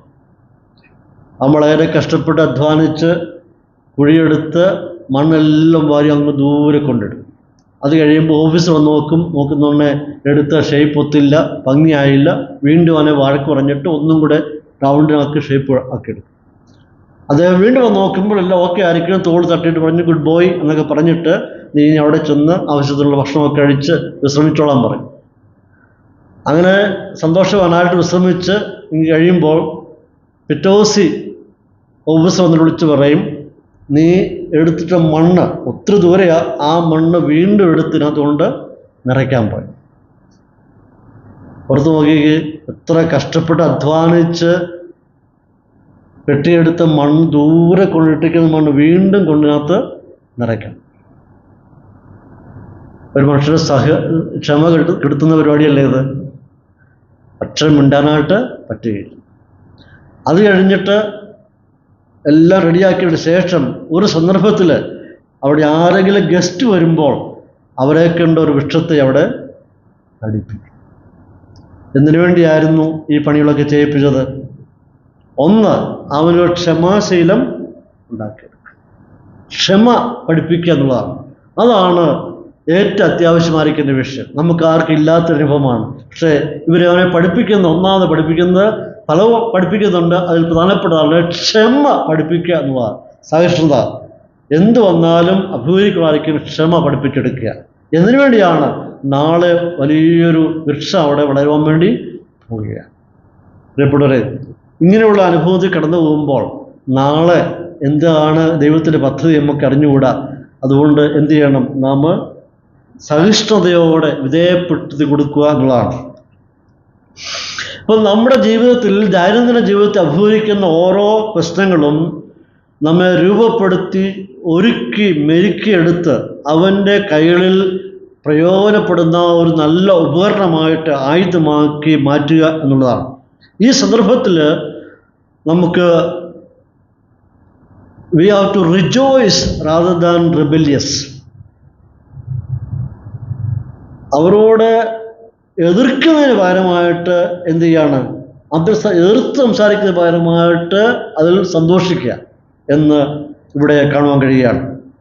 ഇവിടെ നമ്മെ വിധേയപ്പെടുത്തി കൊടുക്കണം. ഇവിടെ നമുക്കൊരിക്കലും ഈ ഘട്ടത്തിൽ നിന്ന് ഒരു കാരണവശാലും ഈ പരിശോധന വരുമ്പോൾ നമ്മൾ ടെസ്റ്റ് ചെയ്യുന്ന സമയങ്ങളിൽ പീരീഡിൽ അവിടെ നിന്നൊരു ബൈപ്പാസ് എടുക്കാനായിട്ടോ ഫ്ലൈ ഓവർ എടുക്കാനായിട്ടോ ഒന്നും പറ്റുകയില്ല, നിവൃത്തിയില്ല. കാരണം ഒരു കാരണവശാലും അവിടെ നിന്ന് ഓടി രക്ഷപ്പെടാൻ നമുക്ക് പറ്റുകയില്ല. കാരണം ദൈവത്തിൻ്റെ നിയന്ത്രണത്തിൽ കൺട്രോൾ ആയിരിക്കുക. ഇവിടെ ടെസ്റ്റ് എന്ന് പറയുമ്പോൾ വിശ്വാസ ജീവിതത്തിൽ വരുന്ന ടെസ്റ്റ് അതെപ്പോഴും ഫിസിക്കലായിരിക്കും, ഒരിക്കലും സ്പിരിച്വൽ അല്ല. ഈ ടെസ്റ്റ് ആത്മീയ ജീവിതത്തെ ഒരിക്കലും ബാധിക്കുന്നില്ല. പ്രാർത്ഥനയ്ക്കോ ആരാധനയ്ക്ക് പോകുന്നതിലോ കൂട്ടായ്മ പങ്കെടുക്കുന്നതിലോ ആത്മീയ ജീവിതം കെട്ടിപ്പടുക്കുന്നതിലോ ഒന്നും തടസ്സമല്ല. പക്ഷെ ബാധിക്കുന്നില്ല മെൻ്റൽ ആൻഡ് ഫിസിക്കൽ, ശരീരത്തെയാണ് ബാധിക്കുന്നത്. അപ്പോൾ അവിടെയാണ് നമ്മൾ ട്രെയിനിങ് പീരീഡ് എന്ന് പറയുന്നത്. നമ്മുടെ ആത്മീയതയ്ക്ക് ഒരിക്കലും ഈ ടെസ്റ്റിങ് കോർട്ട് സംഭവിക്കുന്നില്ല. ആത്മീയ മനുഷ്യൻ വളർന്നുകൊണ്ടിരിക്കുകയാണ്. അപ്പോൾ ഇത്തരം സന്ദർഭങ്ങളിൽ പിറുപിറുക്കാതെ നിരാശപ്പെടാതെ സമചിത്തതയോടുകൂടി അതിനെ നേരിടുക എന്നല്ലാതെ വേറെ യാതൊരു ലക്ഷ്യവും യാതൊരു പോംവഴി നമ്മുടെ മുമ്പിലില്ല എന്നുള്ളതാണ് ഇവിടുത്തെ പ്രധാനപ്പെട്ട വിഷയം. അപ്പോൾ നമ്മെ ദൈവം ആഗ്രഹിക്കുന്നത് നല്ല സ്വഭാവശുദ്ധിയുള്ള, സ്നേഹമുള്ള, ആത്മീയ മൂല്യങ്ങളെ മുറുകെ പിടിക്കുന്ന ഒരു നല്ല മനുഷ്യനായി പണിതെടുക്കുക എന്നുള്ളതാണ് ഇവിടെ ദൈവത്തിൻ്റെ പദ്ധതി എന്ന് പറയുന്നത്. ഇവിടെ നമ്മുടെ കോപ്പറേഷൻ ആവശ്യമാണ്, നമ്മുടെ ഒരു സഹകരണം ആവശ്യമാണ്, നമ്മുടെ ഒരു കൺസെൻറ്റും ആവശ്യമാണ്. അതാണ് യാക്കോബ് പറയുന്നുണ്ട്, നാം ഏൽപ്പിച്ചു കൊടുക്കുക. നമ്മുടെ കോപ്പറേഷൻ ഇല്ലാതെ ദൈവത്തിന് നമ്മെ പണിയുവാനായിട്ട് പറ്റുകയില്ല. അത് എന്താണ് നമ്മുടെ ഭാഗത്തു നിന്നുണ്ടാകേണ്ട പ്രതികരണം? ഇങ്ങനെയുള്ള സന്ദർഭത്തിൽ വരുമ്പോൾ നാം അതിനോട് വിധേയപ്പെടുത്തി കൊടുക്കുക, നമ്മെ ഏൽപ്പിച്ചു കൊടുക്കുക എന്നുള്ളതായിരിക്കുന്ന ഒരു കടമ നമുക്കുണ്ട്. മറുതലിക്കുന്നുവെങ്കിൽ ദൈവത്തെ ഉപയോഗിക്കാൻ പറ്റുകയില്ല. ഞാൻ ഇങ്ങനെ ഉദാഹരണം പറയാം അതിന് വേണ്ടിയിട്ട്. നാം ഈ കൊച്ചു കുഞ്ഞുങ്ങളെ അവരുടെ മുടി വെട്ടുവാൻ വേണ്ടി ബാർബർഷോപ്പിൽ കൊണ്ടുപോകാറുണ്ട്. ഞാൻ ഈ ബൈബിൾ ക്ലാസ്സൊക്കെ പഠിപ്പിക്കുന്നുണ്ട്. ഒരുപാട് ഉദാഹരണങ്ങൾ പറഞ്ഞെങ്കിലേ കുട്ടികൾക്ക് മനസ്സിലാകുകയുള്ളൂ. അതുപോലെ തന്നെ ചില ഉദാഹരണങ്ങൾ പറഞ്ഞ് ആ വിഷയം ഒന്ന് ഞങ്ങളോട് പറയാം. കൊച്ചു കുഞ്ഞുങ്ങളെ മുടി വെട്ടുവാൻ വേണ്ടി ബാർബർഷോപ്പിൽ കൊണ്ടുപോകും. അവിടെ കൊണ്ടുകഴിയുമ്പം ഇവരാരും അവിടെ ഇരിക്കത്തില്ല, കരഞ്ഞ് ബഹളം ഉണ്ടാക്കും. ആദ്യമേ അവർ ചെല്ലുമ്പോൾ ഒരു തുണിയെടുത്ത് അവരങ്ങ് മൂടും. അത് തന്നെ വലിയ അസഹനീയമാണ് അവർക്ക്. പിന്നെ മുടി വെട്ടുക എന്ന് പറയുമ്പോൾ വലിയ ബുദ്ധിമുട്ടാണ്. അവർ ഇരുത്തുക എന്ന് പറയുന്നത് വളരെ ബുദ്ധിമുട്ടാണ്, വലിയ ബഹളം ഉണ്ടാക്കും. ഈ കുഞ്ഞുങ്ങൾ കോപ്പറേറ്റ് ചെയ്യുന്നു എങ്കിൽ മാത്രമേ ബാർബറിന് മുടി വെട്ടുവാനായിട്ട് അവൻ ഇരുന്ന് കൊടുത്തെങ്കിൽ മാത്രമേ നന്നായി മുടി വെട്ടാൻ പറ്റുകയുള്ളൂ. ബഹളം ഉണ്ടാക്കുകയാണെങ്കിൽ എഴുന്നേറ്റ് ഇരിക്കുന്നില്ല എങ്കിൽ നന്നായിട്ട് വെട്ടുവാനായിട്ട് പറ്റുകയില്ല. കോപ്പറേറ്റ് ചെയ്യുന്നെങ്കിൽ മാത്രമേ ഭംഗിയായിട്ട് വെട്ടി വൃത്തിയാക്കി അത് നല്ല സ്റ്റൈലിഷായിട്ട് അവനെ എടുക്കാനായിട്ട് പറ്റുകയുള്ളൂ. അതേമാതിരി നാം നമ്മെ തന്നെ വിധേയപ്പെടുത്തി കൊടുക്കുന്നെങ്കിൽ മാത്രമേ നമ്മൾ ഏറ്റവും ഫലവത്തായിട്ടുള്ള അട്രാക്റ്റീവായ നിലയിൽ ദൈവത്തിന് ഉപയോഗിക്കാനായിട്ട് പറ്റുകയുള്ളൂ. ഇവിടെ നാം ചെയ്യേണ്ടത് പരിഭ്രാന്തരായി പോകാതെ, പരീക്ഷണങ്ങളും ടെസ്റ്റുകൾ വരുമ്പോൾ പരിഭ്രാന്തരായി തീരാതെ അചഞ്ചലരായി നിന്നുകൊണ്ട് വിനയത്തോടെ ഏൽപ്പിച്ചു കൊടുക്കുമെങ്കിൽ ആ വ്യക്തിയെ വിവിധങ്ങളായ തലങ്ങളിൽ ദൈവം ഉപയോഗിക്കും എന്നാണ് അവസാനമായി യാക്കോബ് പറയും. അത് 4-ാം വാക്യം നമുക്കൊന്ന് വായിക്കാം. കുറവില്ലാത്തവരും തികഞ്ഞവരും സമ്പൂർണ്ണരുമാകേണ്ടതിന് സ്ഥിരതയുള്ളതും കുറവില്ലാത്തതുമായ പ്രവൃത്തികൾ. ഇവിടെ യാക്കോബ് പറയുന്നത് ഈ നിലയിൽ നാം വിധേയപ്പെടുത്തി കൊടുക്കുന്നുവെങ്കിൽ, ദൈവം എന്നെ ടെസ്റ്റ് ചെയ്യുമ്പോൾ പരിഭവിക്കാതെ അത് ഏൽപ്പിച്ച് വിധേയപ്പെടുത്തി കൊടുക്കുമ്പോൾ അപ്പോഴാണ് അതിൻ്റെ ഫലങ്ങൾ കാണാൻ കഴിയുന്നത്. 3 തലങ്ങളിലാണ് അതിൻ്റെ പ്രതിഫലം ഉണ്ടാകാൻ പോകുന്നത്. ഒന്ന് വായിക്കുന്നത്, the test makes him perfect, അതായത് പരിശോധന ഒരുവനെ തികഞ്ഞവനാക്കുന്നു. അവിടെ വേറെ അർത്ഥത്തിൽ മെച്ചുർ എന്ന് പറയുന്നു. ഇപ്പോൾ നമ്മുടെ ജീവിതത്തിൽ കടന്നു വരുന്ന പരിശോധന ഒന്നാമത്തെ ഗുണമെന്ന് പറയുന്നത് എന്താണ്? പരിശോധന നമ്മെ തികഞ്ഞവനാക്കും. എങ്ങനെയാണ് അതിൻ്റെ അർത്ഥം? തികഞ്ഞവൻ എന്ന വാക്കിന് ഇവിടെ ഉപയോഗിച്ചിരിക്കുന്ന, ഈ മലയാള ഭാഗത്തിന് ഉപയോഗിച്ചിരിക്കുന്ന അവിടുത്തെ ഒറിജിനൽ ഭാഷ എന്ന് പറയുന്നത്, ആ വാക്കിൻ്റെ അർത്ഥം പെർഫെക്റ്റ് അഥവാ മെച്യൂർ എന്ന വാക്കിന് ഉപയോഗിച്ചിരിക്കുന്ന മൂലപദം എന്ന് പറയുന്നത് ദൈവത്തിന് യാഗം അർപ്പിക്കുവാൻ വേണ്ടി കൊണ്ടുവന്നിരിക്കുന്ന അഥവാ നിർത്തിയിരിക്കുന്ന ഒരു മൃഗത്തിന് തുല്യം. അത് ഒരു മനുഷ്യൻ ഒരു മൃഗത്തെ തിരഞ്ഞെടുത്തിട്ട് ആ മൃഗത്തെ ദൈവത്തിന് അർപ്പിക്കാൻ വേണ്ടി യാഗവസ്തുവായി കൊണ്ടുവന്ന് നിർത്തിയിരിക്കുന്ന ഒരു മൃഗത്തിന് തുല്യം, മെച്ചുറായി അത് വളർന്ന് പക്വതയെത്തി യാഗം അർപ്പിക്കുവാൻ എത്തി നിൽക്കുന്ന മെച്ചുറായിട്ടുള്ള പെർഫെക്റ്റ് ആയിട്ടുള്ള ഒരു മൃഗത്തിന് തുല്യം. അപ്പോൾ ഈ പരീക്ഷണങ്ങൾ കൂടി, ഈ ടെസ്റ്റിൽ കൂടി കടന്നു പോകുമ്പോൾ എന്താണ് ദൈവത്തിൻ്റെ പദ്ധതി? ഒരു യാഗമായി തീരുവാൻ പോകുന്ന പക്വതയെത്തിയ പെർഫെക്റ്റ് ആയിട്ടുള്ള ഊനമൊന്നും ഇല്ലാത്ത ഒരു നല്ല ഒരു മൃഗത്തിന് തുല്യമാക്കി തീർക്കുക എന്നുള്ളതാണ്. അപ്പോൾ ദൈവത്തിൻ്റെ പദ്ധതി എന്താണ്? നമ്മെക്കുറിച്ച് നമ്മെ എന്ത് ചെയ്യുന്നു? തികഞ്ഞവനാക്കുന്നു. അതായത് കംപ്ലീറ്റ്ലി പെർഫെക്റ്റ്, മെച്യൂറായ ഒരു യാഗമൃഗത്തിന് തുല്യം. അവർ സെർട്ടൺ ഏജ്, സെർട്ടൺ സമയത്ത് വരുമ്പോഴാണ് അതിനെ യാഗമൃഗമായിട്ട് അർപ്പിക്കുന്നത്. അതുവരെയും അത് വളർന്നു വരികയാണ്, അതിന് ട്രെയിനിങ് കൊടുത്ത് വളർന്നു വരികയാണ്. ഒരു പ്രായം എത്തുമ്പോൾ അതിനെ യാഗമൃഗമായിട്ട് ദൈവത്തിന് അർപ്പിക്കുന്നു എന്നുള്ള ചിന്തയാണ് ഇവിടെ യാക്കോബ് പറയാം. ഇപ്പോൾ ഈ മൃഗം ഇവിടെ വളർന്നും അതിനെ വളർത്തിയും വലുതാക്കി യാഗമായി തീരുവാൻ പക്വതയിലെത്തി നിൽക്കുകയാണ്. അല്പസമയം കഴിയുമ്പോൾ ദൈവത്തിന് സൗരഭ്യവാസനയായി തീരുന്ന ഒരു യാഗവസ്തുവായിട്ടത് തീരുവാൻ പോകും. പ്രിയപ്പെട്ടവരെ, കുഞ്ഞുങ്ങൾ വളർന്നു വരുന്നെങ്കിൽ മാത്രമേ നമുക്ക് സന്തോഷം ഉണ്ടാവുകയുള്ളൂ. കുഞ്ഞുങ്ങളെ നമുക്ക് ഇഷ്ടമാണ്, പക്ഷേ കുഞ്ഞുങ്ങൾ വളരാതിരിക്കുകയാണെന്നുണ്ടെങ്കിൽ എങ്ങനെ സന്തോഷിക്കാൻ പറ്റും? അവർ അവർ മെച്യൂറായി തീരണം. ഇമ്മച്യൂരിറ്റി ഒത്തിരി കുഞ്ഞുങ്ങളിലുണ്ട്, കുസൃതികൾ ഒത്തിരി ഉണ്ട്. പക്ഷേ ഗ്രാജുവലി അവർ മെച്യൂറായി തീരുന്ന ഒരു ഘട്ടമുണ്ട്. അതുപോലെ തന്നെ ഈ മൃഗത്തെ ഒരു യാഗവസ്തുവായി അർപ്പിക്കത്തക്ക നിലയിൽ പക്വതയിൽ എത്തിക്കുക, തികഞ്ഞവനാക്കി തീർക്കുക എന്നുള്ളതാണ്. അപ്പോൾ ദൈവം നമുക്ക് ആഗ്രഹിക്കുന്നത് എന്താണ്? ദൈവത്തിന് സൗരഭ്യവാസന ഉണ്ടാകത്തക്ക നിലയിൽ നല്ലൊരു യാഗമൃഗത്തിന് തുല്യമായ നിലയിൽ നമ്മെ അവന് വളർത്തിയായിക്കൊണ്ടിരിക്കുക, തികഞ്ഞവനാക്കി തീർക്കുക എന്നുള്ളതാണ്. രണ്ടാമതായിട്ട് പറയുമ്പോൾ the test make him complete, അതായത് പരിശോധന ഒരുവനെ സമ്പൂർണ്ണനാക്കുന്നു. കംപ്ലീറ്റ് എന്ന വാക്കാണ് ഉപയോഗിച്ചിരിക്കുന്നത്. ആ കംപ്ലീറ്റ് എന്ന വാക്കിൻ്റെ ഒറിജിനൽ വാക്കെന്ന് പറയുമ്പോൾ ഈ മൃഗം, ഈ തിരഞ്ഞെടുത്ത് വച്ചിരിക്കുന്ന ഈ മൃഗം ഫിറ്റ് ടു ബി ഓഫേർഡ്, യാഗമായി അർപ്പിക്കുവാനായിട്ട് ഫിറ്റായിരിക്കുന്നു. ഒന്ന്, തിരഞ്ഞെടുത്തിരിക്കുന്നു. രണ്ട്, അതിനെ യാഗമായി കൊടുക്കുവാനായിട്ട് ഫിറ്റായിരിക്കും. എന്നുവെച്ചാൽ ഇനിയും അതിനൊരു പ്രത്യേകിച്ച് ഒന്നും അതിൻ്റെ ജീവിതത്തിൽ സംഭവിക്കാനായിട്ട് ഇല്ല. എല്ലാ നിലയിലും ഫിറ്റ് ടു ബി ഓഫേർഡ്, അതായത് സമ്പൂർണ്ണമായിട്ട് ഫിറ്റായി നിൽക്കുകയാണ്. പ്രിയപ്പെട്ടവരെ, ഈ ടെസ്റ്റിൽ കൂടി കടന്നുപോയി കഴിയുമ്പോൾ ഈ മൃഗത്തെ കൊണ്ടുവന്ന് പുരോഹിതൻ്റെ അടുത്ത് വന്ന് കഴിയുമ്പോൾ അവനതിനെ പരിശോധിക്കുകയാണ്. ആ പുരോഹിതൻ പറയാണ്, this animal is fit to be offered to God as a sacrifice.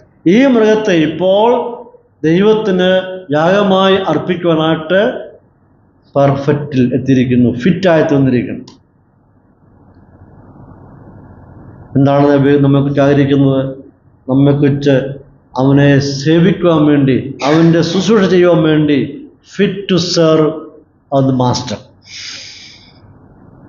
ഇവിടെ മൃഗത്തിനോ യാഗം കഴിക്കുന്നോ ആളിനോ ആ വ്യക്തി അവരുടെ ന്യൂനതയൊന്നുമല്ല ഇവിടെ കാണിക്കുന്നത്.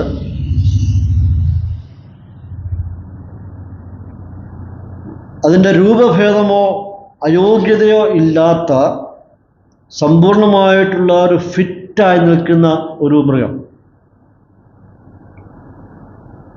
മൃഗത്തിനും ഇവിടെ കുഴപ്പമില്ല, യാഗം അർപ്പിക്കുന്ന വ്യക്തിക്കും ഒരു കുഴപ്പവും. ആരാണ് മൃഗത്തെ യാഗം അർപ്പിക്കുന്നത്? പുരോഹിതനാണ് അതിനെ യാഗം അർപ്പിക്കുന്നത്. മൃഗത്തിന് യാതൊരു ഊന്നതയുമില്ല.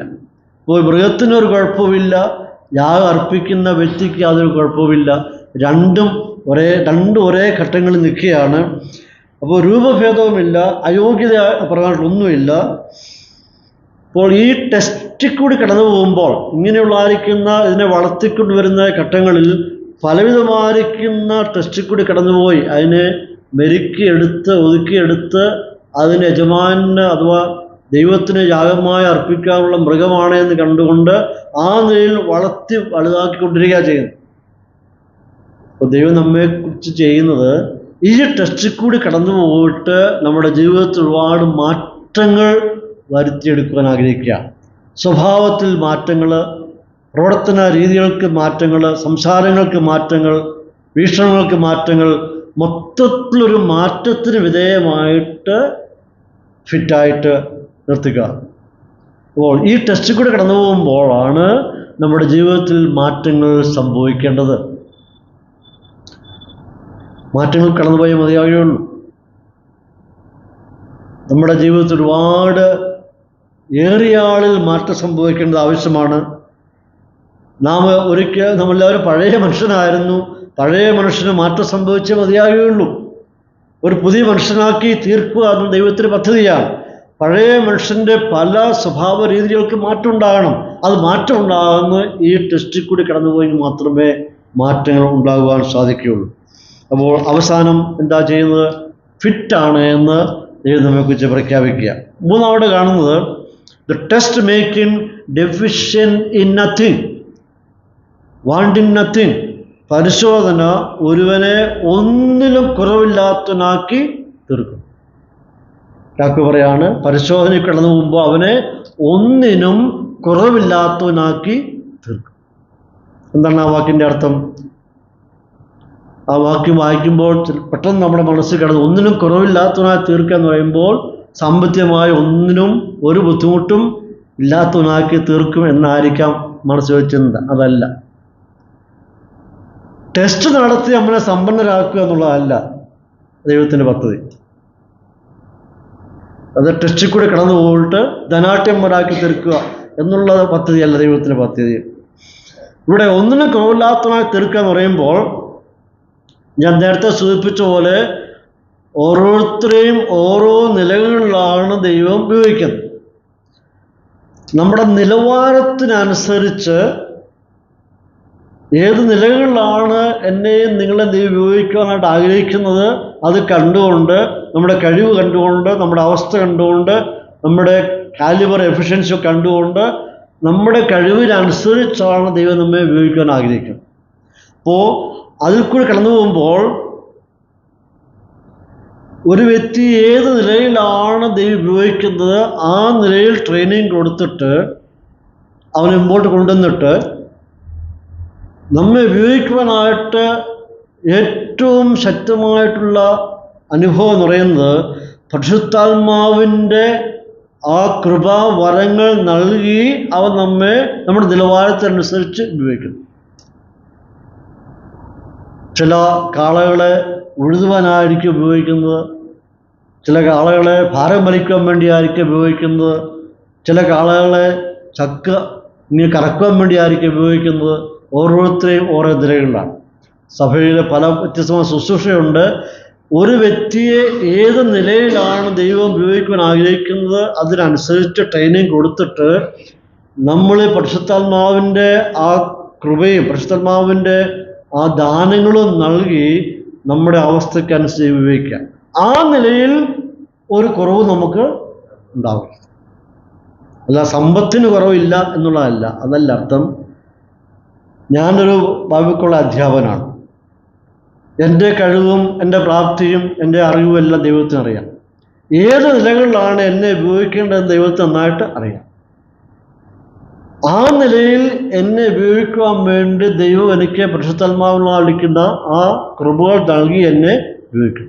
വേറെ ചിലർക്ക് കൺവെൻഷൻ പ്രസംഗനായിരിക്കാം. കൺവെൻഷൻ പ്രസംഗം ഒരിക്കലും അധ്യാപനമാകാൻ പറ്റുകയില്ല. അവിടുത്തെ രീതികളും ശൈലികളും ഒക്കെ വ്യത്യാസമാണ്.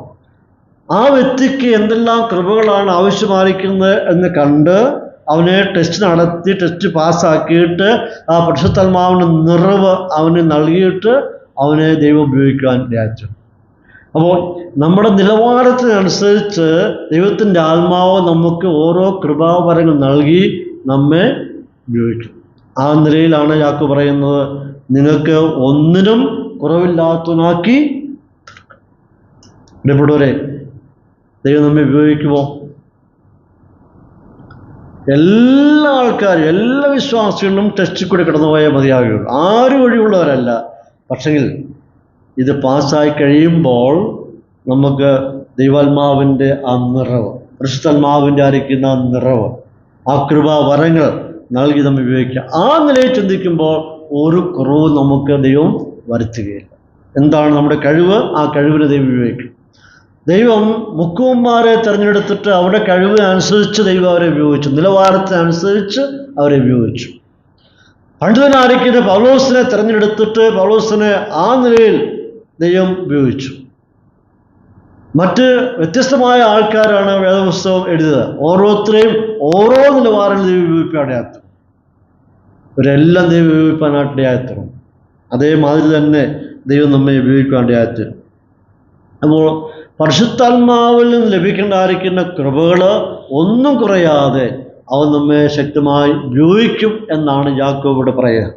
യോഹന്നാൻ 1:16 വായിക്കുന്നുണ്ട്, അവൻ്റെ നിറവിൽ നിന്ന് നമുക്ക് എല്ലാവർക്കും കൃപമേൽ കൃപ ലഭിച്ചിരിക്കും. അപ്പോൾ കൃപമേൽ കൃപ തന്ന് നമ്മെ നിർത്തിയിരിക്കുകയാണ്. ഒരു ഘട്ടത്തിൽ പൗലോസ് അവൻ്റെ ജീവിതത്തിൽ വന്നായിരിക്കും കൃഷ്ണനെ കണ്ടുകൊണ്ട് ചോദിച്ചപ്പോൾ കർത്താവിന് മറുപടി എന്താണ്? എൻ്റെ കൃപ നിനക്ക്. അപ്പോൾ ദൈവം നമുക്ക് എന്താ നൽകുന്നത്? കൃപമേൽ കൃപ നൽകി സഹായിക്കും. അതാണ് ഒന്നിനും കുറവില്ലാത്തവരായി ദൈവം നമ്മെ ഉപയോഗിക്കുന്നു എന്ന് പറയുന്നത്.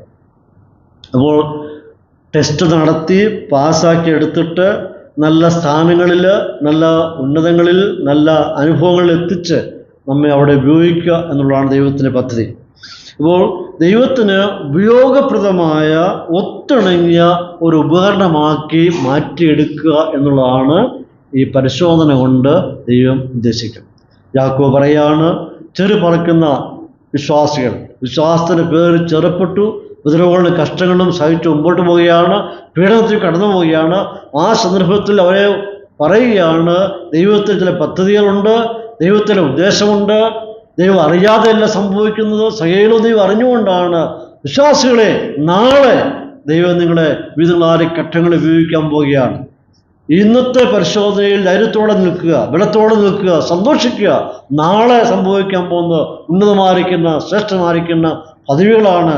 അതുകൊണ്ട് ആ പദവി ഇരിക്കുമ്പോൾ ഒന്നിനും കുറവില്ലാത്തവരായി ദൈവത്തെ നിങ്ങൾ ഉപയോഗിക്കാനായിട്ട് ഏറ്റവും നല്ല പാത്രങ്ങളായിട്ട്, ഉപകരണങ്ങളായിട്ട് ഉപയോഗിക്കാനായിട്ട് പദ്ധതിയുണ്ട് എന്ന് ഓർപ്പിക്കുകയാണ് യാക്കോബ് ഇവിടെ ചെയ്യുന്നത്. അപ്പോൾ പ്രിയപ്പെട്ടവരെ, ഞാൻ മൂന്ന് കാര്യങ്ങൾ ശ്രദ്ധേയമായിട്ടുണ്ട്. എന്തുകൊണ്ടാണ് ഒരു വിശുദ്ധൻ്റെ, ഒരു ദൈവപൈതലിൻ്റെ ജീവിതത്തിൽ കഷ്ടങ്ങൾ കടന്നു വരുന്നത്? അതിൻ്റെ ഉദ്ദേശം എന്താണ്? 3 കാര്യമാണ് യാക്കോബ് ഇവിടെ അവസാനിപ്പിക്കുന്നത്. 1, പരിശോധിക്കുമ്പോൾ അവനെ തികഞ്ഞവനാക്കി തീർക്കും. എന്നുവെച്ചാൽ ഒരു യാഗമാക്കി തീർക്കുവാൻ മെച്ചറാക്കി തീർത്ത് യാഗമൃഗത്തെ കൊണ്ടുവരുന്നത് പോലെ നിന്നെയും ദൈവം ഒരുക്കി കൊണ്ടുവന്നെത്തിരിക്കുക. രണ്ടാമതായിട്ട് ഒരുവനെ സമ്പൂർണ്ണനാക്കി തീർക്കുക, എന്ന് വെച്ചാൽ ഫിറ്റാക്കി എടുക്കുക, ഒന്നിനോടെ കുറവില്ലാത്തവനായി ഫിറ്റാക്കി തീർക്കുക. മൂന്നാമതായിട്ട് ദൈവം കരങ്ങളെടുത്ത് ഉപയോഗിക്കുമ്പോൾ അനവധി ആത്മീയ കൃപ വരങ്ങൾ നൽകി ആയിരിക്കുന്ന പദവിക്കനുസരിച്ച്, സ്ഥാനത്തിനനുസരിച്ച്, ശുശ്രൂഷയ്ക്കനുസരിച്ച് ദൈവം നിങ്ങൾക്ക് ഒരു കുറവും വരുത്താതെ നിന്നെ ഉപയോഗിക്കും എന്ന് പറഞ്ഞ് യാക്കോബ് പറയാം. എത്രയോ ശ്രേഷ്ഠമായിരിക്കുന്ന ഏറ്റവും നല്ലൊരു ചിന്തയാണ് യാക്കോബ് പറഞ്ഞ് അവസാനിപ്പിക്കുന്നത്. ആ നിലയിൽ നമുക്ക് ദൈവം നമ്മെ ടെസ്റ്റ് ചെയ്യുമ്പോൾ ഓർത്തിരിക്കാതിരിക്കുന്ന വിഷയം, ടെസ്റ്റ് ചെയ്യുമ്പോൾ നമ്മെ തന്നെ ഏൽപ്പിച്ച് കൊടുക്കുക, വിധേയപ്പെടുത്തി കൊടുക്കുന്നെങ്കിൽ മാത്രമേ അവ നമുക്ക് നല്ല രീതിയിൽ ടെസ്റ്റ് ചെയ്തവാൻ പറ്റുകയുള്ളൂ. അതുകൊണ്ട് വിധേയപ്പെടുത്തി കൊടുക്കുക, പിറുപിറുക്കാതെ സന്തോഷത്തോടെ നമ്മെ തന്നെ ഏൽപ്പിച്ചു കൊടുക്കാം. ദൈവം നമ്മെ എല്ലാവരെയും സഹായിക്കുകയും അനുഗ്രഹിക്കുകയും ചെയ്യുമാറാകട്ടെ.